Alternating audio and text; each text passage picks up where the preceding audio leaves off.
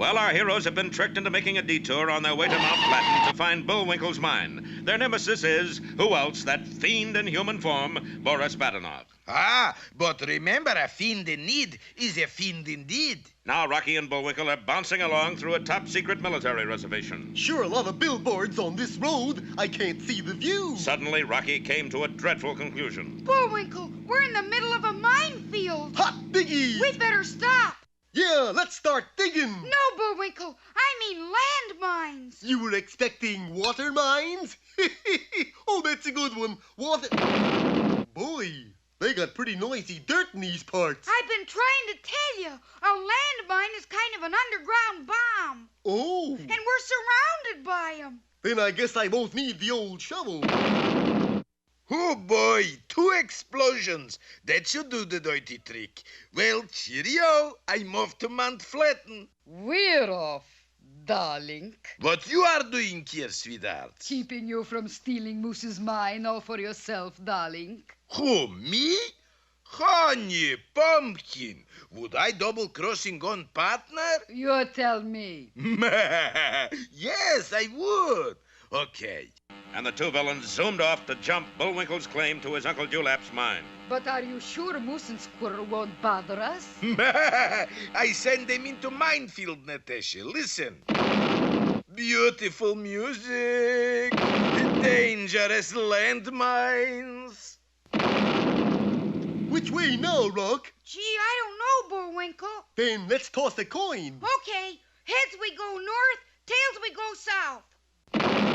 Looks more like we go west. But Rocky and Bullwinkle weren't the only ones worried about their plight, for all over the area, people were listening to the explosions. What do you figure it is, Slim? Thunder, reckon. Thunder? But it ain't rained here in 40 years. Yep. I figure rain's just about due. In a nearby Indian village, the people flocked to their medicine man to find the reason for the noises from the sky. Oh, owl who never sleep is great money too angry. Ugh, maybe, but more likely as a shockwave produced by an aircraft at a velocity greater than that of sound. I dig 'em. He says it's probably sonic boom. And at a secret launching pad headquarters in the middle of the desert, there was general consternation and his staff of missile experts. Gentlemen, this is the most top-secret hush-hush base in the whole country, right? Yes, General. Well, listen.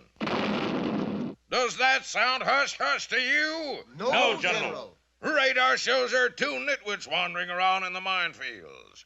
They must be silenced. Yes, General. And I don't care how. Yes, General. And so, in just a few minutes, 2 huge steel monsters rumbled toward our friends, their guns ready to blast them sky high. Uh-oh. What are they, Rock? Tanks, Bullwinkle. I said tanks, Bullwinkle. Oh, do I have to say it? You better. Our time is running out. Okay. You're well... Too late. Be sure to see our next episode, 2 Flying Ghosts or High Spirits.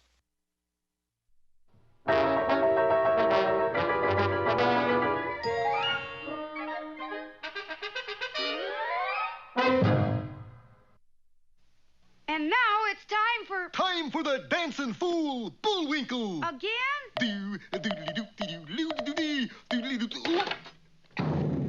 And now for one of our special fairy tales. Yeah.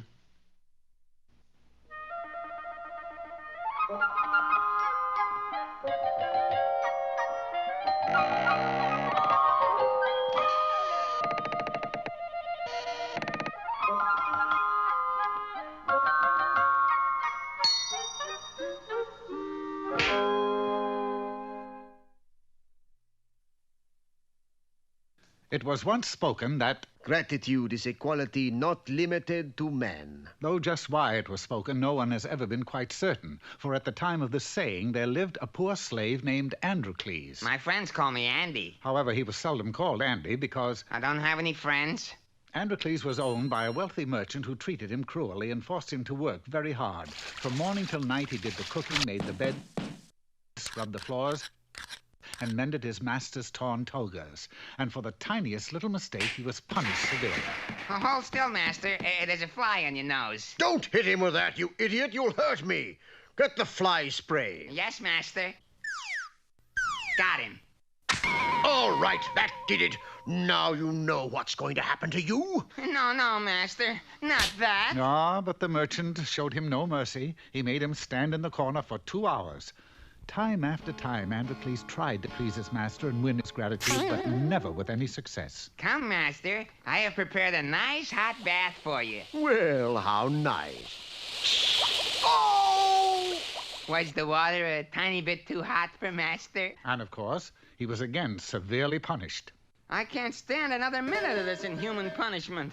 I'll run away, and I'll search the world for someone who will give me gratitude for what I do. And so he did. For that very night, as his master lay sleeping, he stole out of the house and scurried away into the darkness. The next morning, Androcles was deep in the forest where he was certain his master would never find him. He was walking along his merry way when suddenly a voice called to him from a dense thicket. Oh there, stranger. Ho yourself. Who speaks? It is I. Androcles found himself face to face with the biggest, fiercest-looking lion he had ever seen. He was terrified and turned on his heels to flee and would have gotten away but for a huge tree that slightly blocked his path. Certain that the lion was upon him, he looked over his shoulder but noticed that the beast was simply lying there, moaning and whimpering piteously. What seems to be the trouble? I have a vicious thorn in my paw, and it hurts me terribly. Please have pity. Pull it out for me. Are you kidding? If I got that close to you, you'd grab me and eat me up. Oh, no, I wouldn't. Honest Injun. Remove the thorn. I will be your friend for life. The poor beast's pleadings were so convincing and he seemed so sincere that Androcles decided to take a chance. Careful now, careful! Hold still! Oh! The lion was overjoyed with relief and thanked Androcles profusely. You know, I really feel he's grateful. Oh, I am grateful. Androcles was very pleased, for he had finally earned gratitude for something he had done. He bid the lion farewell and went on his way. Several days later, however, fate struck Androcles a cruel blow, for he was captured by soldiers and taken to the city and thrown into the dungeon. It was there that he learned that he was to be used in the circus. Being in the circus isn't too bad. I mean, maybe they'll let me be a clown. It isn't that kind of a circus, friend. They're gonna throw you to the lion. This is sure gonna ruin my summer. The following day, the stands were filled, and the emperor and all his court came to view the spectacle. A hush fell over the arena. Androcles trembled. The signal was given. The steel door creaked open, and with a mighty roar, a gigantic, ferocious lion bounded into the arena. The beast had been kept without food for several weeks to make him even more fierce, and he shook his great head with rage. The quaking Androcles prepared to meet his fate when, suddenly, he recognized the lion as the same one from which he'd removed the thorn. A wave of relief swept over him as he shouted, Leo, wait, it's me, Andy. Do you remember me? Yeah, you took the thorn out of my paw. Right, and you were grateful because I did you a favor, so now you won't eat me. I sure am hungry. I know, but you still won't eat me. I'm your friend. They didn't feed me for 2 weeks. But you still won't eat me, will you? Will you?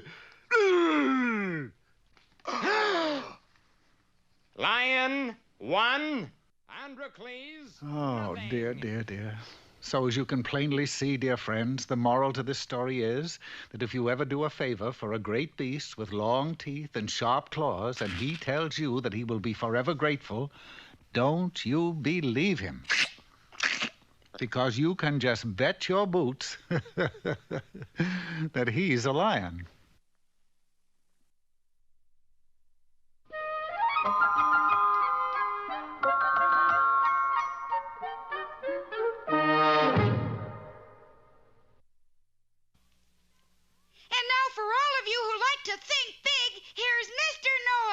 Hello, you big thinkers, you. Today's lecture is entitled, Falling Asleep on the Job Can Lead to a Rude Awakening, or Don't Be a Somnambulist Chaser. Let us suppose first that you are an admiral in the army doing sentry duty. The condition is red, and so are your eyeballs from lack of sleep. Falling asleep here would mean you'd lose your good conduct ribbon. The best way to stay awake is rush inside the nearest shack and light a cigarette. Preferably a candy cigarette. Next, we shall take a situation often faced by test pilots. You find yourself in the latest model, with your speedometer reading half full. You are ready to go into a screaming dive. After you land, right now it is your job to break the sound barrier, or at least bend it a little. You turn on your radio and contact the tower. This is Red Letter Day, calling disabled Baker Charlie. Mayday, over. You discover to your disgust that disabled Baker Charlie has gone into a screaming dive to wait for you. Anxious to get this over with, you throw the ship into a screaming dive. Hiya, fellas. Now I ask you, who could sleep in here? Thank you, Mr. Know-It-All, for showing us how to stay awake.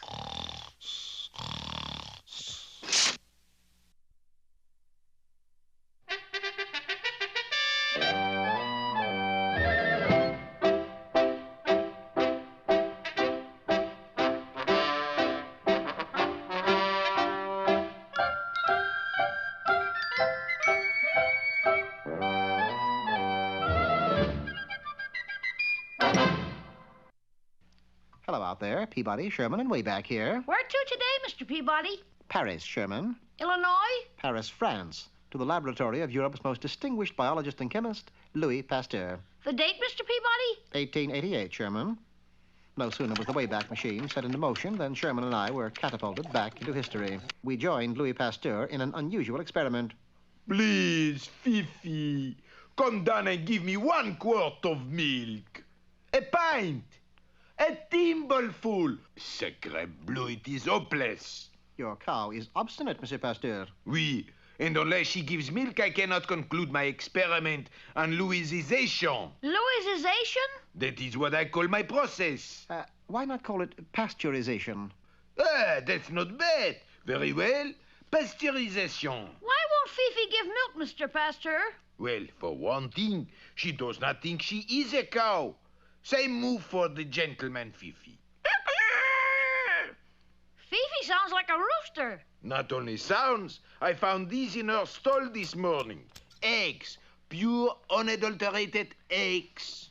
There's more here than meets the cow, Monsieur Pasteur. Just then, the door opened.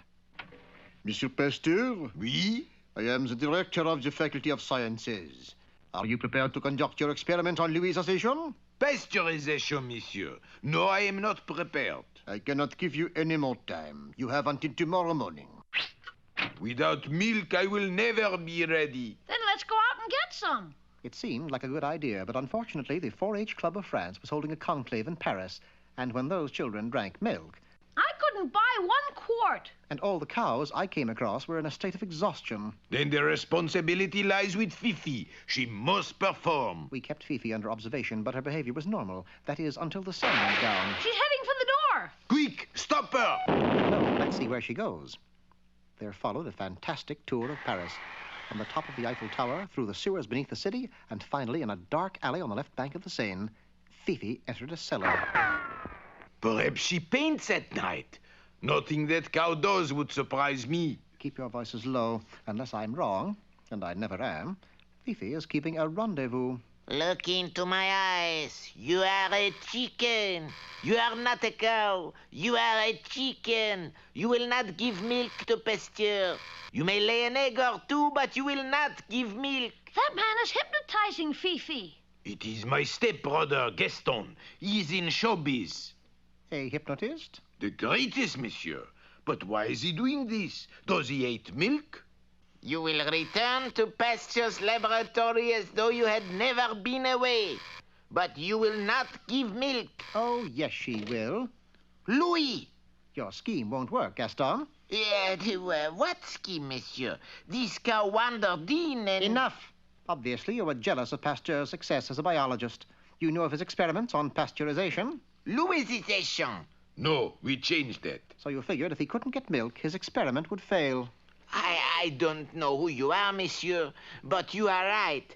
However, there is nothing you can do, because I will hypnotize all of you into thinking you are canaries. Focusing his evil eye, Gaston prepared to do his evil work. You are canaries. You are not what you are. Already, Sherman and Pasteur were beginning to fall prey to Gaston's hypnotic trance. That's when I pulled out my sunglasses and quickly shielded my eyes. You are a canary, a little teensy-weensy canary. Of course, Gaston was unaware the dark glasses acted as a reflector.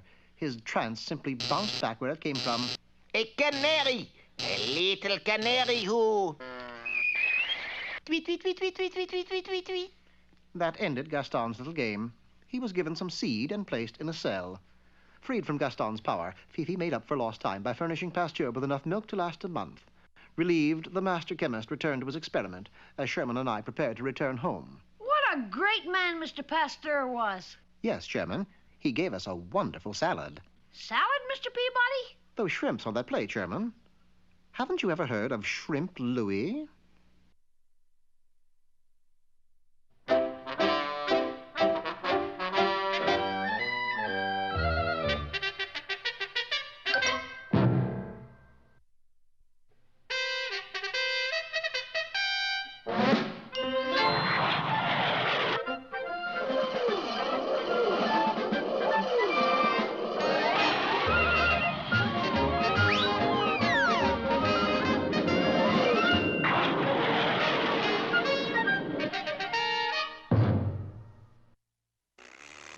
Well, happy days are here again for Boris and Natasha. Boris sent Rocky and Bullwinkle into a secret missile base where they immediately ran into a minefield. Then there was General Consternation and his staff, who sent a couple of tanks out to investigate intruders. The two tanks ground to a stop at the edge of the minefield. Then suddenly a loudspeaker blared. This is Major Hardrock of the Intruder Disposal Corps. You are to leave this area immediately. But we can't. We're surrounded by landmines. Yeah, and they go off real easy, too. Why, if we was to just step over there... See what I mean? Very well. This means we must use the Intruder Disposal Unit M3. What do you suppose that M3 unit is, Bullwinkle? I don't know. But I don't like the sound of that word disposal. Then the turrets of the tanks slowly opened. Hokey smoke, Bullwinkle, look at that. I didn't think I'd like it. Yes, an enormous mechanical hand emerged from the tank and firmly clutched our heroes in its iron grip. Now what do you suppose happens? The boys soon found out, for at that moment a huge mechanical foot also made its appearance. Now I know what they mean by disposal. Fire two! And our heroes went sailing through the air. Meanwhile, out on the highway, Boris and Natasha sped along on their motorcycle. Won't be long, Natasha. We'll be at Mount Flatten. You sure Moose and Squirrel won't show up unexpectedly? I'm absolutely positive. By now they've been blown into itsy little bits. They're goners, kaput, all finished. Then who is that we just passed? Ghosts! Must have been ghosts. Hitchhiking? And Boris quickly pulled the motorcycle to a halt. What are you going to do now, Boris? You couldn't guess, Natasha? Me, world's #1 villain, cold-blooded, nerves of steel? What would I do? What? I cry like baby. Boris. And while Boris tried to drain the tears out of his goggles, Rocky and Bullwinkle were still trying to hitch a ride to Mount Flatten. Hey, how about it? Can you give us a... Gee, we could be stranded here from now on, Bullwinkle. Well, I'll stop the next car, Rock. How? I'll just lie down here in the road is what. Hey, that's dangerous. Tut, tut, Rocket.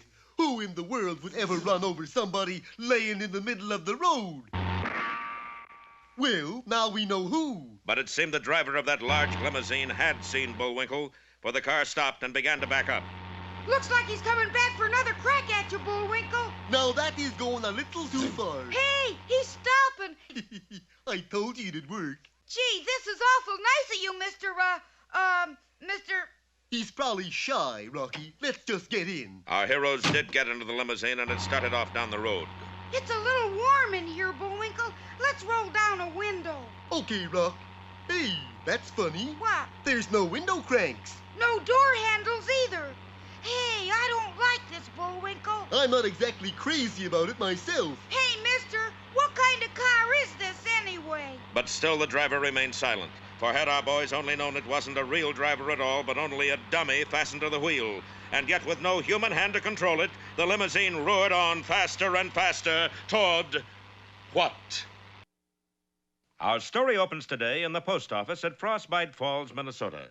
a tiny Northwoods hamlet with a total population of 48. Of course, that's during the summer rush. This is the postmaster, James J. Nearly, sorting the mail. Here is the pigeonhole belonging to the town's most illustrious citizen, Rocket J. Squirrel. Next to it, the pigeonhole belonging to his pal, Bullwinkle Moose. And next to that, the pigeonhole belonging to... well, who are you? What else? I'm a pigeon. But it is the spot belonging to Bullwinkle that we're interested in. For going into it right now is a letter which will change the whole course of Rocky and Bullwinkle's lives. And if that's not a good beginning to a story, I don't know what is. Just then, the door swung open. Hi, Mr. Nearly. Any mail today? Well, I put your fan mail in those 2 sacks there, Rocky. Fine. Nothing for me, I suppose. Matter of fact, you do have one letter, Bullwinkle. I do? Now, who do I know that can write? Open it, Bullwinkle. It may be important. Oh, I wish you hadn't said that, Rock. Now I'm too nervous to open it. Okay, I will. It's from a New York law firm. That's pretty bad right there. My dear Mr. Moose. That's me, all right. This is to inform you that your Uncle Dewlap passed on last month. Uncle Dewlap? Gee, I'm sorry, Bullwinkle. Were you very close? I never heard of him. Says here he was your uncle twice removed. Twice removed? Once for vagrancy and once for loitering. I still never heard of him. He's left you an inheritance that... Oh, that Uncle Dewlap. You remember him now? Remember my favorite in-law? Oh, shame, Rock. What'd he leave me? Let's see. It's a mine. It's a yours. He was my uncle. No, he left you a mine. A claim to a mine. Hot diggity, where is it? Says here it's on the slopes of Mount Flatten. Mount Flatten? What's wrong with him? Hey, Mr. Nearly. Gee, he's really canceled. Mount Flatten must be a scary place. Who cares? I'm the proud owner of a genuine gold mine. Let's go find it. Bullwinkle dashed gleefully from the post office, followed by Rocky. Neither of the boys was aware of a skulking figure that silently slunk after them. Wait up, Bullwinkle. It doesn't say gold mine. Gold mine, diamond mine, who cares? But at that moment, a short way behind them, the sinister figure drew back its arm and a big knife flashed in the sunlight. Hey, be careful there. That's no way to treat a good knife. Bullwinkle, there's a message on it. 2 letters in one day, how about that? This one doesn't sound so good. To Moose it may concern. Keep away from Mount Flatten or you will die slowly, horribly. Signed, a friend. Well, that does it, Bullwinkle. It does? Yep. This letter means that mine must be worth an awful lot, and somebody's really going to try to keep us away from it. Yeah. Oh, well, we can always go back to being turnip ranchers. No, sir, Bullwinkle. We're going to go to Mount Flatten and claim that claim. I'm with you, Rock. Hand me my suitcase. Little did Bullwinkle know that inside his suitcase was a charge of TNT wired to go off as soon as he opened it. Well, will our hero's adventure stop before it even starts? And who or what is that mysterious knife-throwing stranger? Don't miss our next episode, Big Bomb at Frostbite Falls, or The Exploding Metropolis.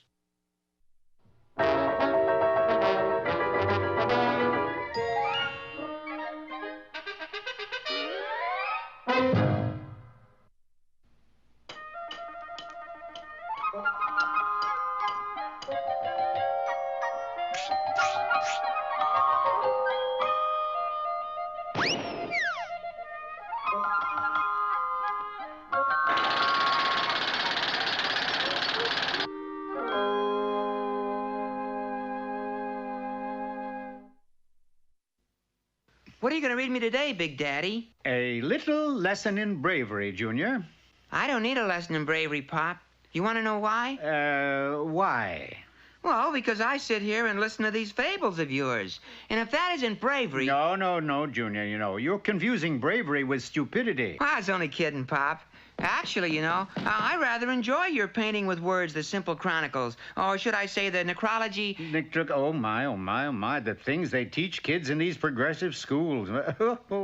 Well, anyway, my boy, once upon a time... Once upon a time? Oh, come on, Pop. There lived a family of rabbits. We're not really rabbits, we're hares, because on account of the name of this fable is the hares and the... Hey, why did you do that? Because you would have given away the whole point to this story. Well, now, this particular family of rabbits was scared of practically everything. Boo! Oh, they were even scared of themselves. I can't stand living with these scared rabbits. I'm going out into the world and become brave. But how? I'll tell you how. Just stay with me, boy. I'll tell you. You got to build yourself a rep. You know, like on TV. You got to be top critter. Top critter? Me, a rabbit? Top critter? Top critter, you rabbits are scared of your own shadows. You couldn't be top anything. Well, that's a start. The winner! You know what this means, naturally? Nope. You are now top critter. Yep. And that means that every punk kid out to make a reputation will be looking for you to have a showdown. Yep. That is, really, I'm not basically mean, you know. Every low-down, nasty, downright loathsome critter will be gunning for you. Actually, I'm rather sweet, you know. That's it, I'm lovable. What you need is a gimmick. A gimmick? Where do I find this mealy-mouthed, low-down animal claiming to be top critter? Nobody around here answering that description. Just Mr. Frog and little old rabbit-hearted me. You better take off, Bear. Skedaddle. While old top critter here is in such a felicitous mood. So you're a top critter, eh? Well, no, that is, yes. I'm a critter, all right, whether top or not. Well, it's also relative, isn't it? And I mean, right about now, I feel like the lowest link. A rabbit is top critter. That's a good one. Yes, that is a funny one, isn't it? He's a better critter than you are, Bear. And you want to know why? Because I'll tell you. Because he's got a gimmick. Rabbit, give him the ears bit. The ears bit? I know you rabbits can wiggle your ears clockwise and counterclockwise. We'll wiggle them and look mean. I give up. You're top critter, all right. Anyone with a gimmick like that must be top critter. Now, what was all that about? Because critters are always afraid of gimmicks. All Western top guns on TV have got to have a gimmick. Bat Masterson has his cane, the rifleman has his rifle, and you've got your ears. You mean my gimmick is ears? All you got to do is wiggle them, and the critters will back down.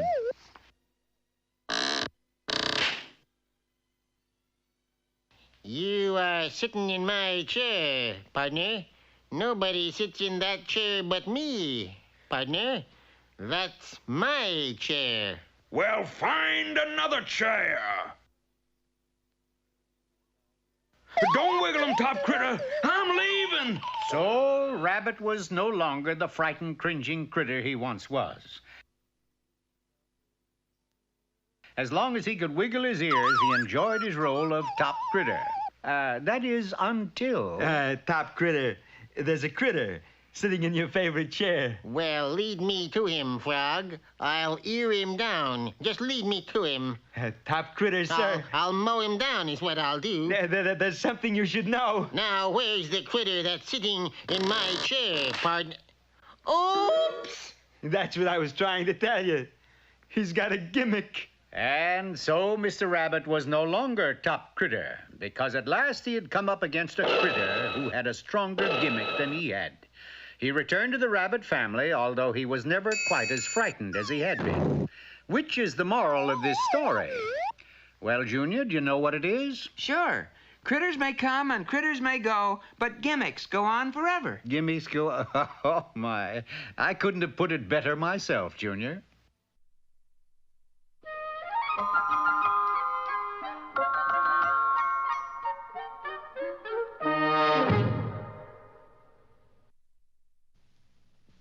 Eeny, meeny, chilly beany, the spirits are about to speak. Are they friendly spirits? Friendly? Just listen. For all you wise men who wish to become wiser, here is Mr. Know-It-All. Hello, wise guys. Today's dissertation is provocatively subtitled, How to Remove a Mustache Without Getting Any Lip. Now, you can't shave a mustache unless you have a mustache. Yes, sir. What can I do for you? I would like a mustache to go. Which kind you prefer, the $1,000 type or the $999 type? Actually, I'd like something right in the middle. say around $1.50. I'm sorry, but we only sell expensive mustaches. As you can see, the average mustache remover is bound to run into an occasional obstacle. Yes, sir? I'd like a loan. Any collateral? What'll you give me for a flying squirrel? Say around $1,000. Just what I need. Where do I sign? This is a stick-up. Doggone pen. Doesn't want to give any ink. Oh, sorry about that, sir. Here, let me hold your gun. Sometimes the average mustache remover encounters lots of obstacles.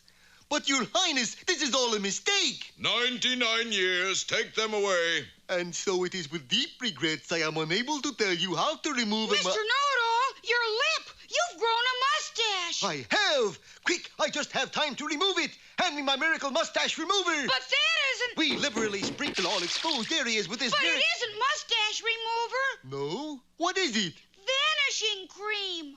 No, he tells me!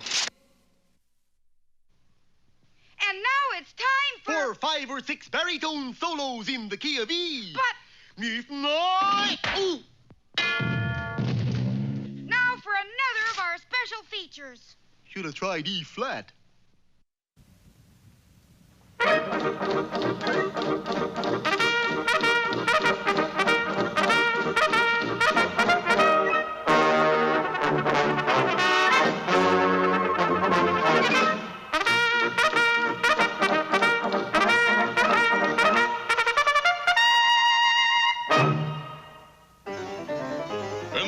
Region of Canada at the close of the 19th century, arch villain Snidely Whiplash stood before a mirror, practicing his leers.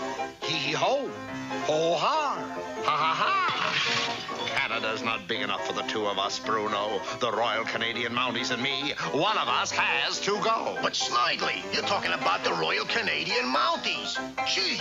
Quiet. I have a plan to get rid of them. All of them? Every last red-coated always get their man one of them. Gee. Who in the Mounties is the most loyal, trustworthy, brave, fearless, and respected member of the force? Dudley Do-Right? No, Dudley Do-Right's horse. That horse is an inspiration to the entire mounted police. If we kidnap Do-Right's horse, the morale of the Mounties will crumble, and they will wander off aimlessly into the woods. But how are we going to do that, Whiplash? You know Dudley Do-Right won't let that horse out of his sight. Besides, that's horse stealing. A little late in the game to start thinking about that, Bruno. Come, I've got a plan. How come I always figure in the tail end of your plans? Button up your horse suit. It's your fault, Do-Right. Well, I can't help it if I've got a popular horse, Inspector. Too blamed popular, Do-Right. Look. It's unhealthy. That's what it is. Unhealthy. Well, he simply can't help it if he's well-liked. You don't understand, Do-Right. He's the only thing that keeps up their morale. I'm afraid if anything happened to him, they would all just wander away from camp aimlessly. Perhaps it's because he's the only horse in the mounted police, Inspector. Maybe if you got some more horses... At ease, Do-Right. Consider the matter closed. There he is now, Bruno. I'll take your word for it. What's the matter with you, horse? Haven't you ever seen a pretty face before? Where's your horse, Dudley? He met up with a pretty face, Inspector. That was no pretty face, Do-Right. That was Snidely dressed up in a horse suit. You mean my horse ran off with a snidely dressed horse suit? You want to let the cat out of the bag? You mean horse, Inspector? Dudley Do-Right, we've got to find that horse before the rest of the camp finds out he's missing. But it wasn't long before a few of the Mounties, their morales crumbling, started wandering aimlessly out of camp into the forest, including our hero. We've got to do something, Dudley. About what, Inspector? It worked out fine, eh, Snidely? We got Dudley's horse, just like you said. Yes, everything worked out fine, except I can't get out of this horse suit. Well, you got into it. I know I got into it, but now the zipper is stuck. Oh, well, I'd better run over and see how the morale is at the fort. A centaur! A centaur! In Inspector, I just caught a centaur. That is no centaur, Do-Right. That is Snidely dressed in half a horse suit. All right, half a Snidely. Tell us what you've done with Dudley Do-Right's horse. Never, Inspector. I shall never tell you where I've hidden him. And the morale of the Mounties will crumble. Did you see that, Dudley? That gives me an idea. So, in order to keep up the morale of his troops, the inspector made Snidely whiplash Dudley Do-Right's horse, and the troops did not notice the difference. However, Snidely whiplash did. Giddy up there, Snidely, or I'll give you a whiplash. Wait a minute. You've almost got me believing I'm a horse. I'll take you to your horse. And so, Inspector, here I am, and here's my horse. But where is Snidely Whiplash? Oh, he escaped. Escaped? From a mountain? That's shameful, Do-Right. Downright shameful. I know, Inspector. He was the best horse I ever had.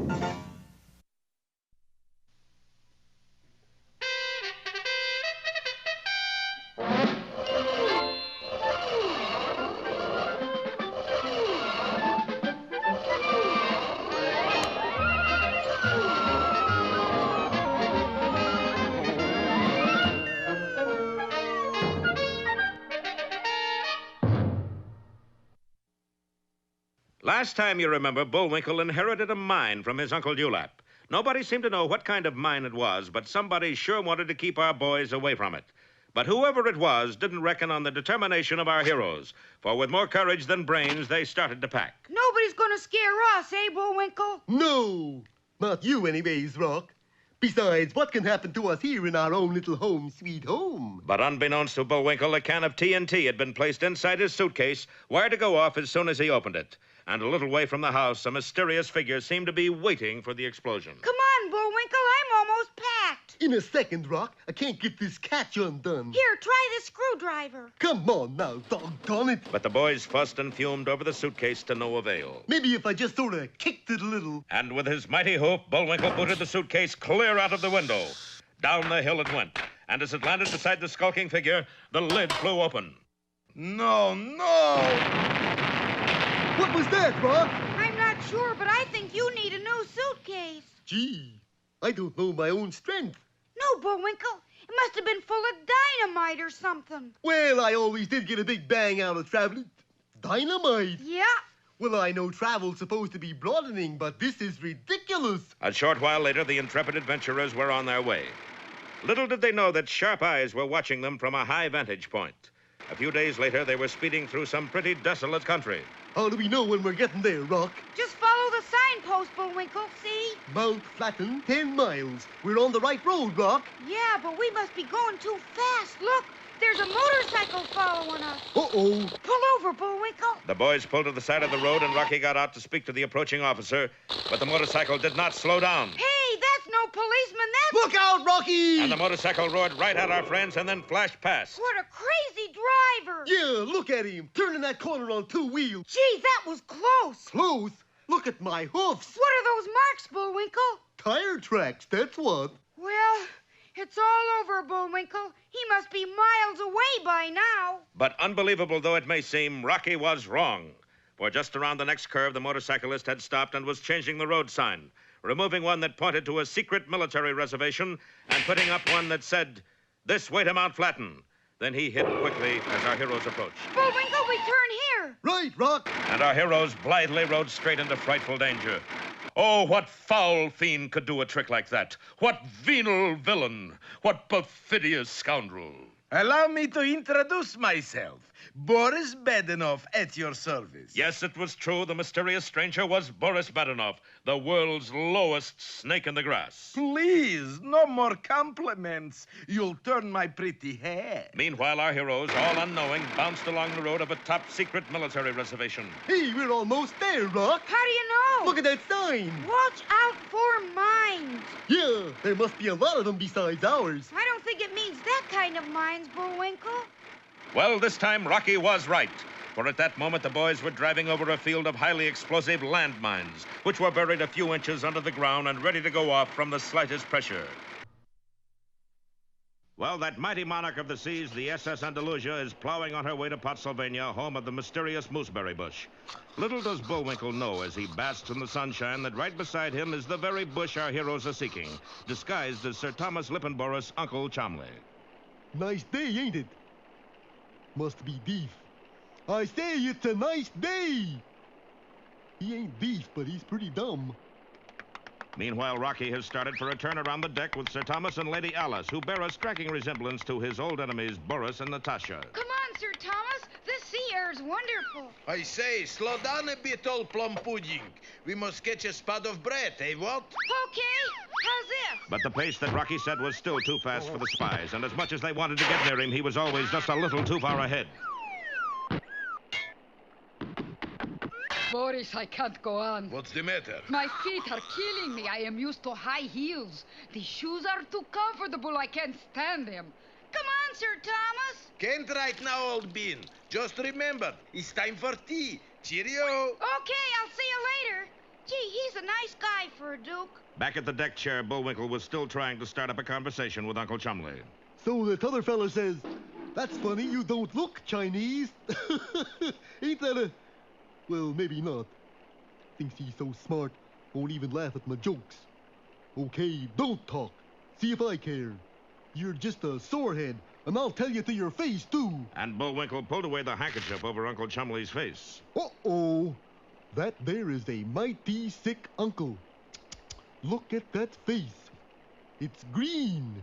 Covered with little red spots, too. I wonder if he's catching. A short distance away, Sir Thomas was gleefully boring holes in the bottom of a lifeboat. Did I ever tell you, Natasha, I got a medal in drilling holes at USC? University of Southern California? No, Ukrainian Safecracking College. Rocky! Rocky! What is it, Bullwinkle? It's Uncle Chumley. He's got a bad case of the red and green uglies and... Rocky, listen. Just at that moment, a loud bell began to ring close at hand. Lifeboat drill, take your stations, take your stations. What is it, Rock? It's lifeboat practice, Bullwinkle. Come on, this is our boat. Mooses and squirrels first, women and children next. Let's get in. Gee, it's getting foggy. Little did our friends know that the voice on the speaker was that of Sir Thomas Lippenboris, who waited just out of sight with a pair of cable snippers. Wait a minute. What about poor old Uncle Chumley? Get him, Bullwinkle. In an instant, the moose had grabbed the disguised mooseberry bush and dashed back into the lifeboat. Don't worry, Uncle Chumley. You're safe with us. Oh, he won't answer. Just sits there like a vegetable. All set in number 5? All set. That's nice. And the wily spy cut the cables holding the lifeboat on its davit. Hey, help! Help! Moose overboard! And a moment later, Sir Thomas Lippenboris was waving farewell to the leaky lifeboat as it drifted away in the fog. Cheerio, Moose. Goodbye, Squirrel. Peep, Uncle Chumley. Uncle Chumley? Boris, what have you done? Done? I've destroyed my own flesh and bush. Well, our heroes have the mooseberry bush, but what good is it 1,000 miles from nowhere? Listen tomorrow for Adrift in the Mist or Fog Groggy.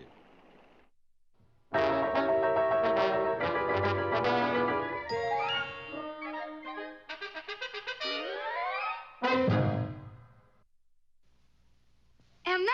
Hey, Rocky! Watch me pull a rabbit out of my hat! But that trick never works. This time for sure! Presto! Well, I'm getting close. And now it's time for another special feature.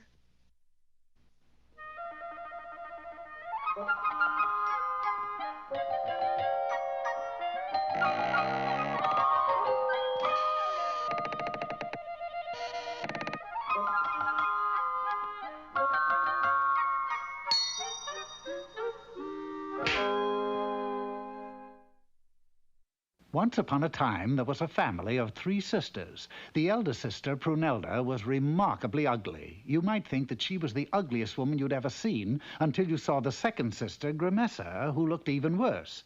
With 2 such hags in the family, it was surprising that the third sister, sweet little Beat, was very pretty indeed. And how do you think that made her sisters feel? Terrible! And what do you think they did? We treat you something awful, of course. As a matter of fact, Sweet Little Beat was so used to ill treatment that she took no notice of it. Prunelda, you'll just ruin that poker. Fun's fun, Grimessa, but this isn't getting the floor mopped. When the two sisters tired of thumping on Little Beat, they played ball with her. Okay, put her over. Please, girls, I have to polish the silver. Then, one day, as Grimessa was preparing another unpleasant surprise for Little Beat, Prunelda burst in with exciting news. His Highness, Prince Fascinato, was searching for a bride to share his kingdom and his castle, where he now lived alone, attended only by his Prime Minister. The Prime Minister's job was to serve the prince in every way. This was difficult because the Prince Fascinato was invisible. No one could see him. If he picked up a bowl, you could see the bowl move. If he ate, you could see the food disappear, but you could not see where to. One day, the prince had said to his Prime Minister, You know, Winnie, I should be married. Yes, Your Majesty. I'm not on the throne, Winnie. I'm over here. Oh, yes, Your Majesty. There must be a girl somewhere who can see me. You line up all the eligible ladies, and we'll see if any of them can make the grade. So the Prime Minister had sent out word of the contest, and soon all the girls in the kingdom were in front of the castle waiting to see the invisible prince. Vendors were doing a brisk business in tip sheets and clues to what he looked like. Crystal balls were at a premium, and right at the head of the line were Prunelda and Grimessa. First girl. I see you. I see you. His Highness isn't here yet. Oh. The rules are as follows. You must first tell what the prince is wearing on his shoulder. Yeah. Second, you must tell what his bowstring is made of. Bowstring like in bow and arrow? Correct. And remember, in case of a tie, duplicate princes will not be awarded. If I guess those two things, you'll marry even me? Even, you. I could use that kind of a break. And the Prime Minister pulled aside a curtain at one end of the room. I see you, sweetheart. Let's get hitched. One moment. What does His Highness wear on his shoulder? A gold oak leaf cluster and a tattoo that says, Remember the Maine. Wrong. Now, what is his bowstring made of? Catgut. Next. The next contestant was Grimessa. Yoo-hoo, honey. I see you. Not me, madam. Him. What is on the prince's shoulder? Two kumquats and a bald eagle with a flag in his mouth. Next. All day long, the girls of the kingdom tried to see the prince. Nobody succeeded. When the two ugly sisters returned home, they were very sad, of course. But when Sweet Little Beat announced that she was going to try... What's so funny? Prince marry a beat-up little peanut like you? You're crazy. Not crazy enough to stay in this house anymore. You mean you're mad because we treat you so mean? No, I just can't stand all that ugly anymore. Ugly? You know she's right. So, Sweet Little Beat went to the palace and straight up to the throne. Hey, you, where's the invisible prince? You can see him? Sure, I see him, but where's Prince Fascinato? Oh, what's he wearing on his shoulder? A rainbow. Is that it? It's close enough. And what is his bowstring made of? Is that his bowstring? Looks more like the Milky Way. Your Majesty? It's true. Oh, fair maiden, you're the one for me. You're the prince? Yes. Let us be wed. You will be my princess, live in my castle. Yes. Sweet Little Beat was the only girl who could see Prince Fascinato. Her sisters who had followed her were amazed. You see him? Well, sure. Now, come on, let's go home. But aren't you going to stay here and marry the prince? Stay here? You forget. I've seen him. Believe me, he's uglier than you are. You know she's right. So the three sisters went home together and lived happily ever after, which of course points to a moral. Yes. Be it ever so painful, there's no place like home.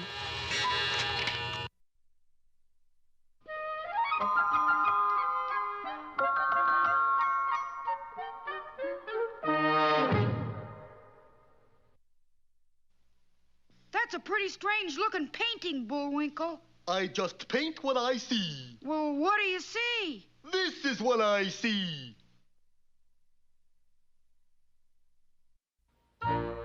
Hello, poetry lovers. Today's poem is a story of crime in the big city. Tom the Piper's son. Boom, boom, boom. Tom the Piper's son stole a pig and away he... Oop. Police officer, what do you got in the bag? It's a sort of a pig. You got a permit to pack a pig? Well, no, I... Better come along with us. You know it's a felony to pack a pig over a state line? No. Pig napping. But it's a pig in a poem. What, a pig in a poke, huh? What poke? Poem. Pig in a poem. Pig poem? Not so pig, just about... You making fun of the way we talk? No, but it's catching. Name?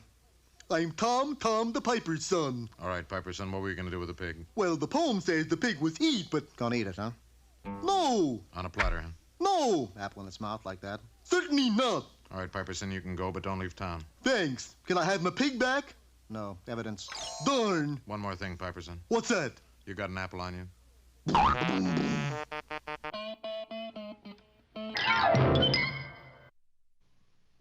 And now it's time for 5 or 6 baritone solos in the key of E. But... If not... Ooh. Now for another of our special features. Should have tried E flat.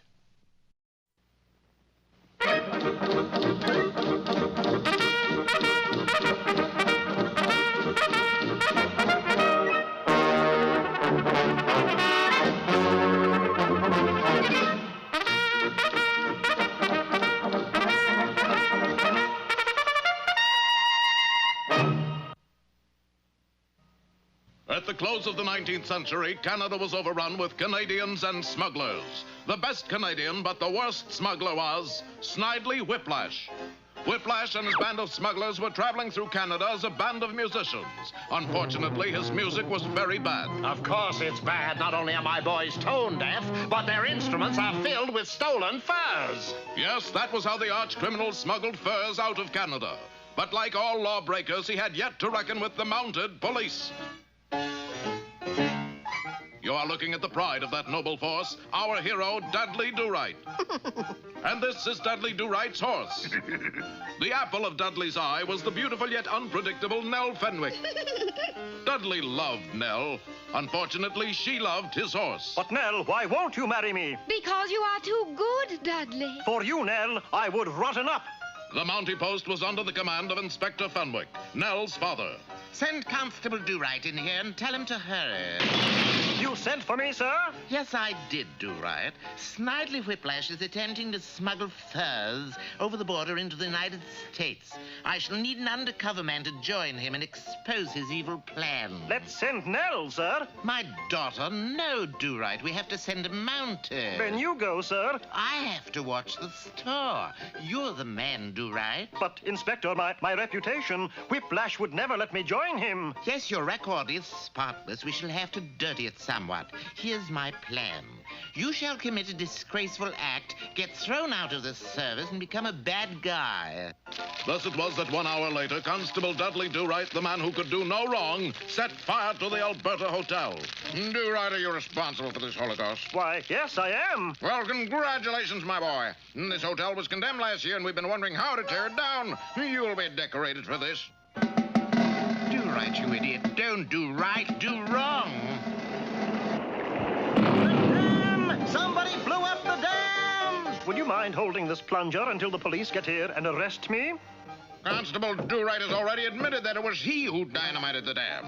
Yes, in one brilliant stroke, the problem of irrigating our valley has been solved. Do-Right, have you ever been assassinated? But, Inspector, I have been trying. Well, then don't try. And that did the trick. At mess that evening, Dudley ate his peas with a knife, something no Mountie would ever do, and consequently was drummed out of the service with a dishonorable discharge. Do-Right, you're a disgrace to your underwear. Good work, my boy. Now join up with Snidely Whiplash. Farewell, Nell. Perhaps we'll meet again. But, Dudley, why must your horse go with you? After all, you ate the peas. Yes, but with his knife. Adios, Nell.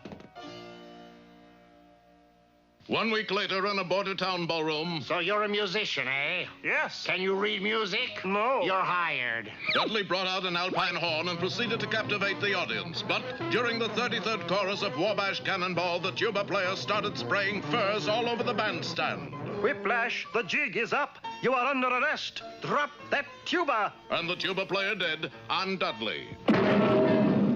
In exactly 5 minutes, Do-Right, my men, the Furs, and I will be safely across the border. You, too, will be crossing the border at a much higher altitude. 4 minutes and 59 seconds later, Snidely Whiplash and his men were about to set foot across the border when...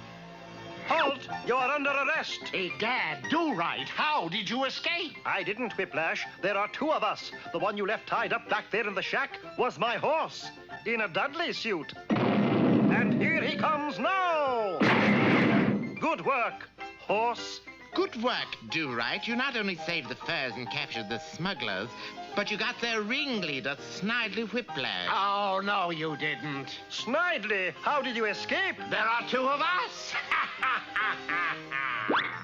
Have you got your horse's knife on you, Do-Right? Yes, sir. Then go eat peas. You've got to do it all over again. Let's send Nell, sir. We can't. She's not a mounted. Then you go.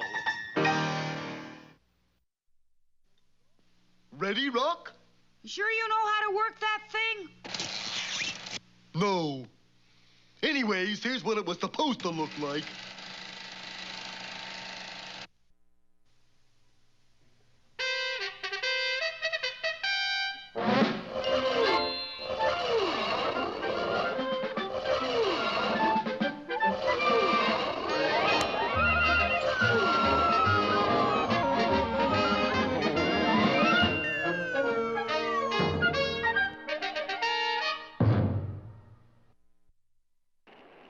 Well, our heroes are all at sea, for Boris Badenov has tricked them into a leaky lifeboat, cut the cables, and watched them drift away in the fog. Little does he know that the boys have taken the priceless mooseberry bush with them, disguised as an old gentleman named Uncle Chumley. Hey, Bullwinkle, this boat is leaking. You know, I got the same sneaky feeling. We gotta find something to plug up the holes. I got this one stopped. Yeah, but what about that one? You might lend a hand, Uncle Chumley, instead of just sitting there. Bullwinkle, I got an idea. What is it? Stand on your head.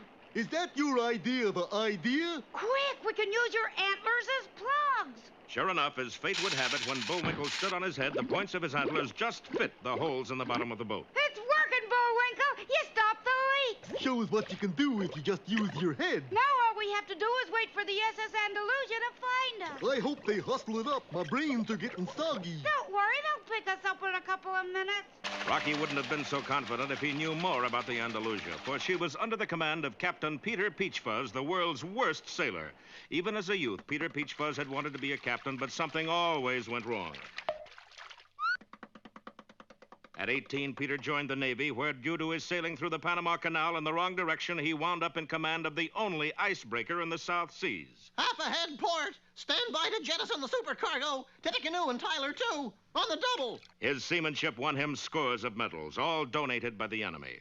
And a nickname was bestowed on him by his grateful shipmates, Wrong Way Peachfuzz. After his military service, he assumed command of a smaller vessel plying the coastal waters. Then one day, a maiden aunt died and left him $100 million. Of course, Peter's first act was to buy the SS Andalusia and hire himself as captain. His second act was to run right into the Brooklyn Bridge. Hard astern. Block that kick. Next day, after he tried to sail the Andalusia up 42nd Street to Times Square, his officers held a special meeting.